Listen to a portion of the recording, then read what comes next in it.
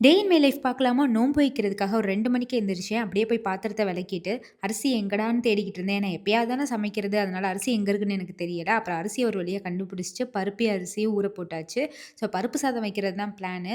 தொட்டுக்கிறதுக்கு எதுவுமே இல்ல. ஏன்னா சடனா பிளான் பண்ணனால எதுவுமே வாங்கி வைக்கல. அதனால அப்பளத்த வச்சே மேனேஜ் பண்ணிக்கலாம்னு சொல்லிட்டு, தாளிக்கிறதுக்கு வெங்காயம், கடுகு, சீரகம், மிளகாய், வத்தல் இது எல்லாத்தையும் எடுத்து வச்சாச்சு. அப்புறம் 5 விசில் வந்ததுமே நெய்யில போட்டு அத தாளிச்சு எடுத்துக்கிட்டாச்சு. எடுத்துட்டு அந்த பருப்பு சாதத்துல அப்படியே போட்டு மொத்தமா கிண்டி விட்டாச்சு. அப்படியே பருப்பு சாதத்த கவுத்தி அது மேல நெய்ய ஊத்தி ஊறுகாய் வச்சுட்டு அப்புறமேட்டு அப்பளமும் வச்சாச்சு. அல்ஹம்துலில்லாஹ்ன்னு சகர் சாப்பாடு நல்லபடியா முடிச்சாச்சு. அப்புறம் மார்னிங் எந்திரிச்சு பிரஷ் பண்ணிட்டு எனக்கு ஒரு ஒர்க் இருந்துச்சு. அதனால நான் அதுக்கு கிளம்பிட்டேன். வெயில் தாங்க முடியல சீரியஸாவே. பாவம் நோன்பு வச்சுட்டு நெறைய பேர் ஒர்க் பண்ணுவாங்க வெயில்ல. ரொம்ப கஷ்டமான விஷயம். அப்புறம் எனக்கு வீட்டுக்கு வந்தோடனே ஒரு கொரியர் வந்துருந்துச்சு. நெக்ஸ்ட்டு தொழுதுட்டு ஈவினிங்க்கு என்ன வேணுமோ அத ப்ரிப்பேர் பண்ண ஆரம்பிச்சேன். ஆரஞ்சு ஜூஸும் அப்புறம் டேட்ஸு வாட்டர் வச்சு நோன்பு தொறந்துட்டேன். அப்புறம் நைட்டு மேல போயிட்டு ஒரு பரோட்டா, மட்டன் சுக்கா, அப்புறமேட்டு சிக்கன் நல்லா சாப்பிட்டாச்சு. இந்த மாரி வீடியோ வேணும்னா மறக்காம ஃபாலோ பண்ணிக்கோங்க. Thank you.